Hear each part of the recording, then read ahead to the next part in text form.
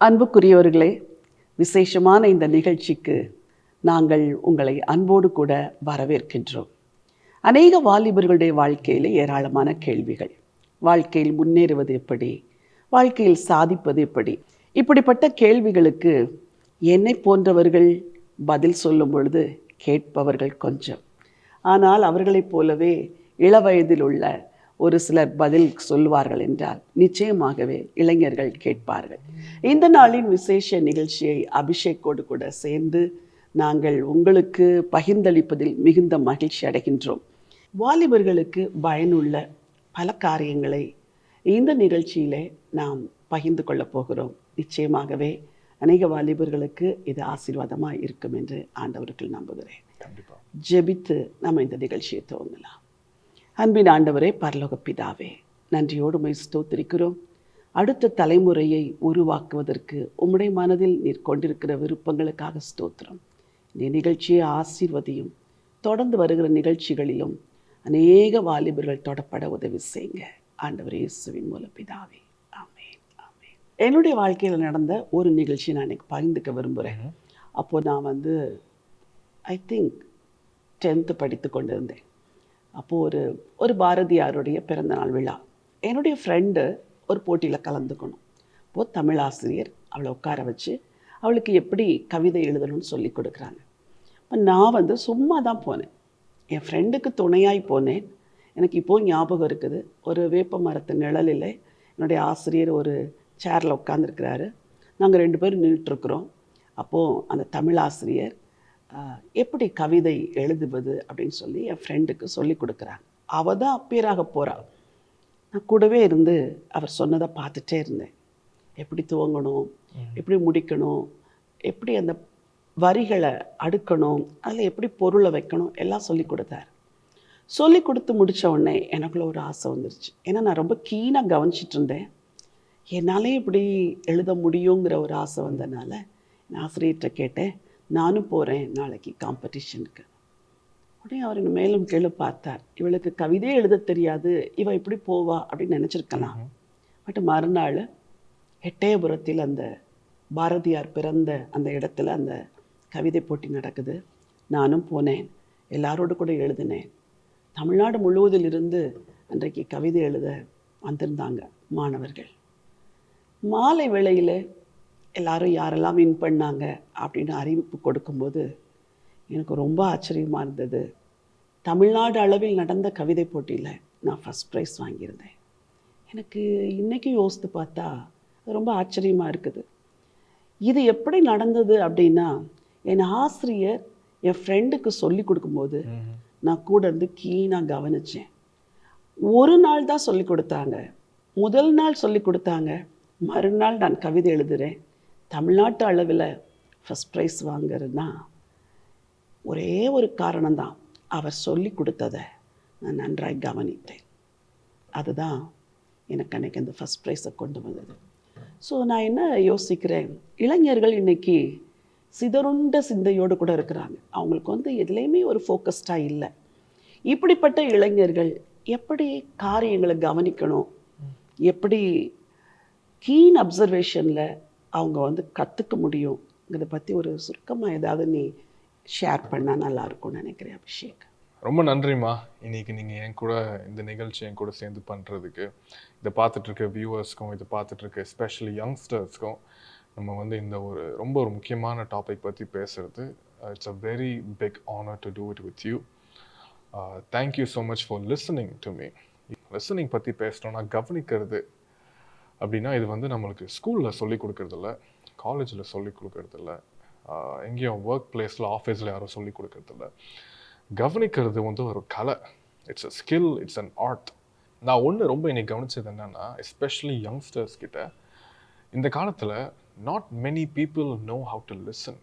எல்லாருக்கும் பேச தெரியும், எல்லாருக்கும் வேறு ஏதாவது அவங்களுக்கு பிடிச்சதை பற்றி பேசுனா எல்லாரும் நல்லா பேச தெரிஞ்சவங்க தான். ஆனால் ஒரு விஷயத்தை கேட்கறதுக்கும் ஒரு விஷயத்தை கவனிக்கிறதுக்கும், ஒரு மனுஷன் சொல்கிறத இல்லை உங்கள் லைஃப்பில் இருக்க யாராவது சொல்கிறத கேட்கறதுக்கும் அதை கவனிக்கிறதுக்கும் வித்தியாசம் இருக்குது.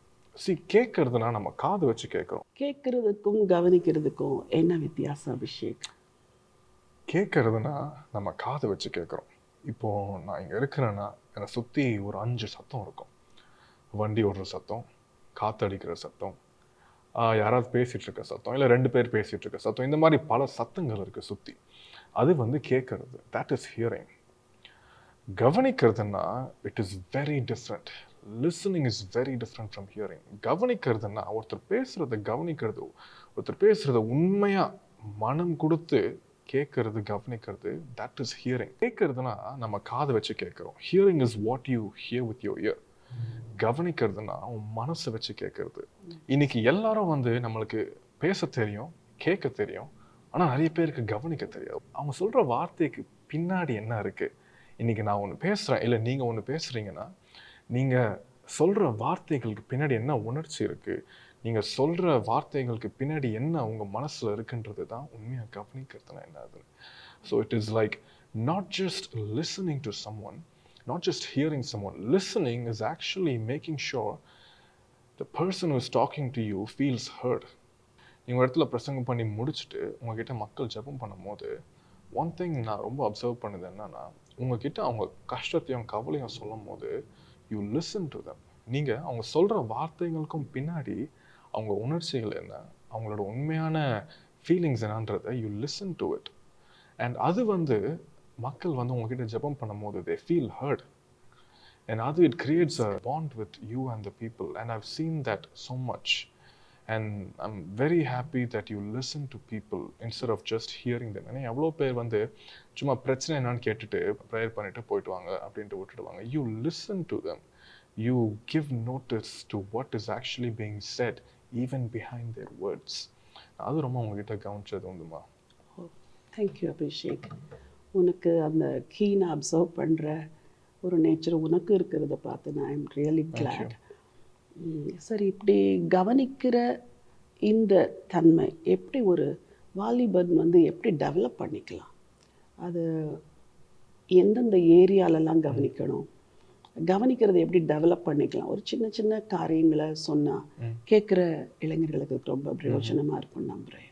எஸ், இதில் வந்து எப்படி கவனிக்கிறதோட ஏன் ஒருத்தரை கவனிக்கணும்னு கேட்டிங்கன்னா, இன்றைக்கி எல்லார் வாழ்க்கையிலையும், இது பார்த்துட்டு இருக்க வியூவர்ஸ் வாழ்க்கையிலையும், என் வாழ்க்கையிலையும், உங்கள் வாழ்க்கையிலையும், எல்லார் வாழ்க்கையிலையும் we have our loved ones. நம்மளுக்கு family, friends, people, partners, relationships இவங்க எல்லாம் இருக்கும்போது அவங்களோட கஷ்டத்தை நம்மக்கிட்ட பேசுகிறாங்க, அவங்களோட மனசில் இருக்க பாரத்தை நம்மக்கிட்ட கொட்டுறாங்கன்னா, யாருன்னா இருக்கட்டும். இப்போ யாராவது ஒருத்தர் வந்து அவங்க கஷ்டத்தை என்கிட்ட சொல்கிறாங்கன்னா, நான் அவங்க கஷ்டத்தை வெறும் வார்த்தையில் கேட்குறத விட அவங்க சொல்கிறதுக்கு பின்னாடி என்ன இருக்குது, அவங்களோட உண்மையான கஷ்டம், அந்த வார்த்தைகளுக்கு கீழே, வார்த்தைகளுக்கும் பின்னாடி அவங்களோட உணர்ச்சிகள் என்ன, அவங்களோட வலி என்ன, அவங்களோட பாரம் என்னன்றதை உன்னித்து கவனிக்கிறது தான் இட் இஸ் லிசனிங். அண்ட் நான் வந்து இது ஐம் நாட் பர்ஃபெக்ட், நான் வந்து I'm not the best listener, but I try. நான் ட்ரை பண்ணுவேன். ஏன்னா என் லைஃப்பில் இருக்கிற பீப்புள் என்றைக்கெல்லாம் வந்து என்கிட்ட வந்து அவங்க கஷ்டத்தை சொல்கிறாங்களோ, ஐ try to be a good listener. I try to learn how they see the world and what they're going through. எனக்கு தெரிஞ்ச ஒரு பெர்ஸ்பெக்டிவில் அவங்கள பார்த்து ஜட்ஜ் பண்ணுறத விட ஐ try to see where they are coming from. அதனால் that's one thing that will help me really understand them is listening to them. வேறு அவங்க சொல்கிற வார்த்தைகளை கேட்டுட்டு ஆமாம் இல்லை ஒய்ச்சோ அப்படின்னு தலையாட்டுறதில்ல, உண்மை என்ன சொல்ல வராங்க உன்னித்து கவனிக்கிறது தான் இட் இஸ் லிசனிங். ஒருவேளை இந்த மாதிரி நீங்கள் சொன்ன மாதிரி ஒரு ஃபேமிலியில் இருக்கிறவங்க ஒருத்தர் கீனாக கவனித்து ஒருத்தருடைய உணர்வுகளை இன்னொருத்தர் புரிஞ்சுக்கிட்டாலே எத்தனையோ ஃபேமிலி ப்ராப்ளம்ஸ் சால்வ் ஆயிரும்.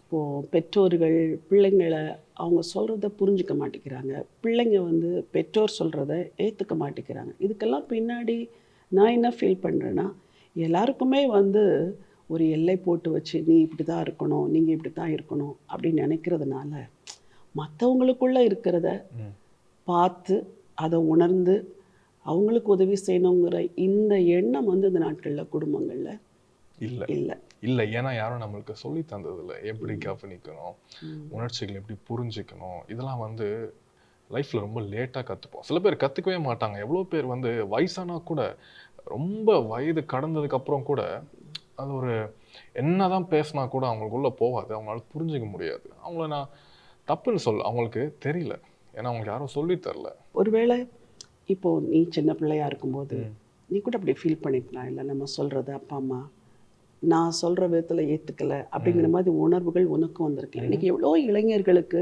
இதுதான் பிரச்சனையாக இருக்குது. பேரண்ட்ஸ் நாங்கள் சொல்கிறத கேட்க மாட்டேங்கிறாங்க அப்படின்ட்டு. அப்போது ஒருத்தர் கவனிச்சா இந்த அண்டர்ஸ்டாண்டிங் அதிகமாகும், ரிலேஷன்ஷிப்பும் ஸ்ட்ராங் ஆகும் இல்லையா? எஸ் கண்டிப்பாக. இன்னைக்கு ஒரு பெரிய பிரச்சனை என்னன்னா, இந்த generation especially youngsters, there is a big gap, ஒரு பெரிய மிஸ் அண்டர்ஸ்டாண்டிங் இருக்குது பேரண்ட்ஸ்க்கும் யங்ஸ்டர்ஸ்க்கும், ஓல்டர் ஜெனரேஷனுக்கும் இப்போ இருக்க யங்கர் ஜெனரேஷனுக்கும். ஏன்னா the parents, they fail to listen to their kids. The parents, they fail to understand. அதில் தான் ஒரு பெரிய மிஸ் அண்டர்ஸ்டாண்டிங் இருக்குது. பெற்றோர்களுக்கும் பிள்ளைகளுக்கும் என்ன ஒரு பெரிய பிரச்சனைனா, பெற்றோர்கள் தான் பிள்ளைகளை சொல்கிறத they don't understand, புரிஞ்சிக்க மாட்டுறாங்க. புரிஞ்சிக்கிறதுனா வெறும் சொல்கிற வார்த்தைகள் இல்லை, சொல்கிற வார்த்தைகளுக்கு பின்னாடி என்ன இருக்குது, சொல்கிற வார்த்தைகளுக்கு பின்னாடி என்ன உணர்வுகள், என்ன உணர்ச்சிகள் இருக்குது, அதுக்கு பின்னாடி கதை என்ன, அதை வந்து they fail to listen and they fail to understand. இதனாலே ஒரு பெரிய கேப் is being formed. அந்த கேப் அப்படியே பெருசாயிட்டே போகும். அதனால இப்போ வந்து பெற்றோர்கிட்ட ஷேர் பண்ணாமல் ஃப்ரெண்ட்ஸை தேடி போகிறாங்க. இல்லை, ஏன் பெற்றோர்கள் வந்து பிள்ளைங்க சொல்கிறத ஏற்றுக்க மாட்டேங்கிறாங்க? தே ஆர் இம்மெச்சூர்ட், அதனால அவங்க அப்படி தான் பேசுவாங்கன்னு நினைக்கிறாங்களா? இல்லை ரியலாக கீனாக அப்சர்வ் பண்ண அவன் பிரச்சனைகளை நான் புரிஞ்சுக்க முடியுங்கிறது தெரியாமல் இருக்கிறாங்களா? ஆக்சுவலி மெச்சூரிட்டி வந்து வயசில் வராது, அனுபவத்தில் வரும். அண்ட் அனுபவம் வந்து இட்ஸ் வெரி டிஃப்ரெண்ட், ரொம்ப ரொம்ப வித்தியாசமானது. பழைய தலைமுறைக்கும் அனுபவம் ரொம்ப வித்தியாசம், இப்போ இருக்க புதிய தலைமுறைக்கும் அனுபவம் ரொம்ப வித்தியாசம். அதனால ரொம்ப இருக்கிற பெரியவங்களும் பெற்றோர்கள் என்ன நினைக்கிறாங்கன்னா, தங்களோட பசங்களுக்கு வயசு கம்மியாக இருக்கிறதால அவங்களுக்கு மெச்சூரிட்டி இல்லை. No, actually they are mature. It's not because of their age but because of their experience. ஏன்னா நீங்கள் வளர்ந்த வளர்ப்பு வேற, அவங்க வளர்ந்த வளர்ப்பு வேற, அந்த காலம் வேற, இந்த காலம் அந்த காலம் வேற, இந்த காலம் வேற. நீங்கள் 10 வயசு இருக்கும்போது உங்களுக்கு தெரிஞ்ச நாலேஜ் வேற, நான் 10 வயசு இருக்கும்போது எனக்கு தெரிஞ்ச நாலேஜ் வேற. அதனாலே பிள்ளைங்க வந்து they don't connect with their parents much. And இதனால தான் பெரிய ஒரு பிளவு இருக்குது ரெண்டு ஜெனரேஷனுக்கும். ஸோ அதனால தான் ஃப்ரெண்ட்ஸோட போய் ரொம்ப கனெக்ட் ஆகிறாங்க. ஆமாம், அதனால தான் they feel they have a safe place with their friends. ஏன்னா தான் பெற்றோர்கள் வந்து they didn't create a safe space for them.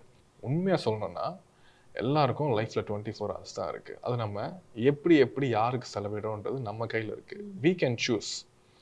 நம்ம வாழ்க்கையில் முக்கியமாக ஒரு விஷயம் இருக்குது, முக்கியமான ஒருத்தர் இருக்காருன்னா we'll do anything to spend time with them or make time for it.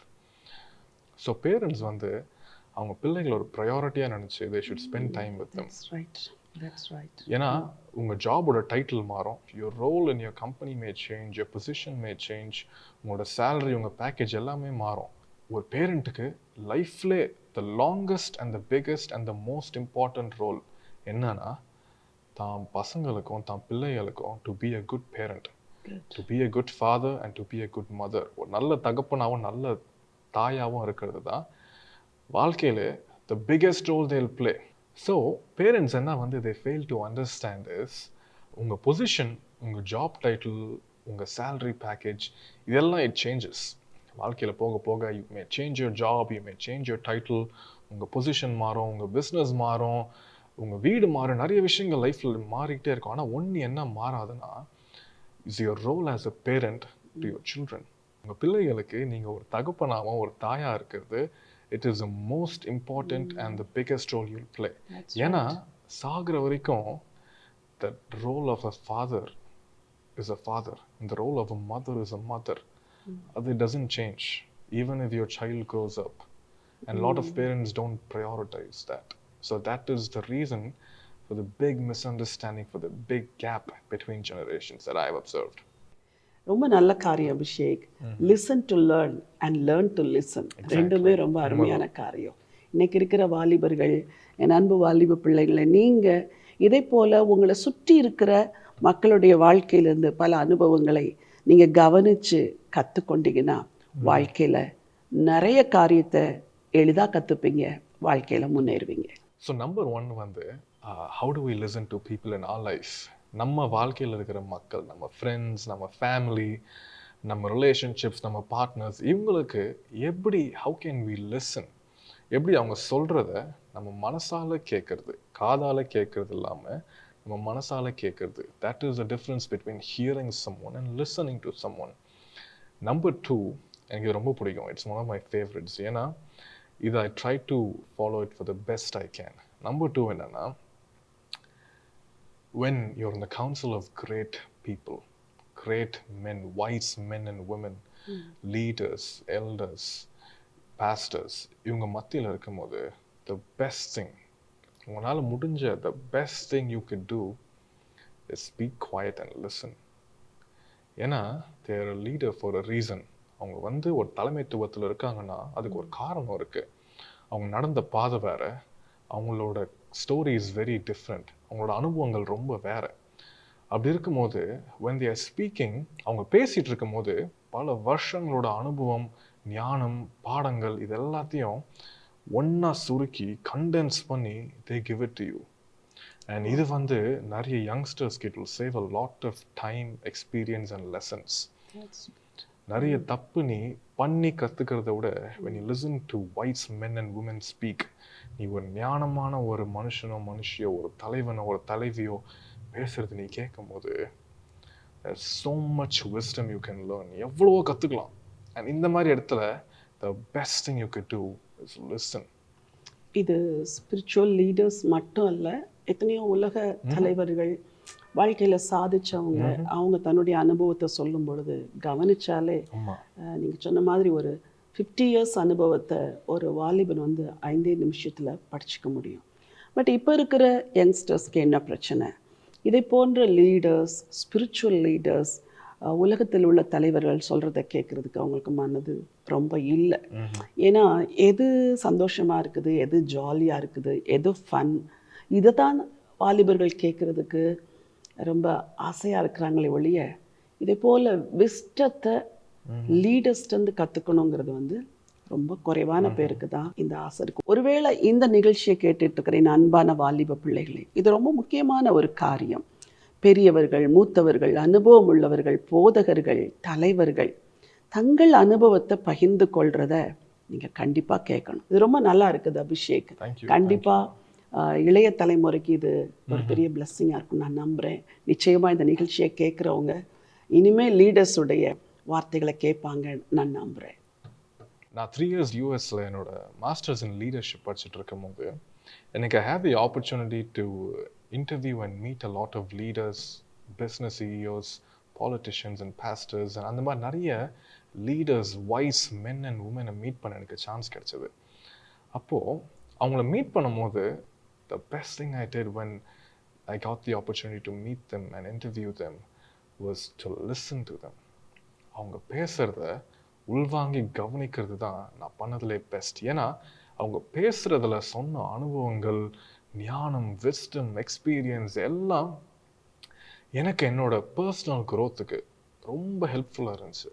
இப்படி நீ கற்றுக்கிட்டதை கண்டிப்பாக வர நாட்களில் இந்த இளைய தலைமுறைக்கு நீ ஷேர் பண்ணணுன்ட்டு நான் விரும்புகிறேன். கண்டிப்பாக வாழ்க்கையில் வெற்றி மட்டும் இல்லை, தோல்வி, சில வேளைகளை விழுந்து வீழ்ச்சி, இவைகளின் வழியாக கற்றுக்கொண்ட எத்தனையோ பாடங்கள் இருக்கும்.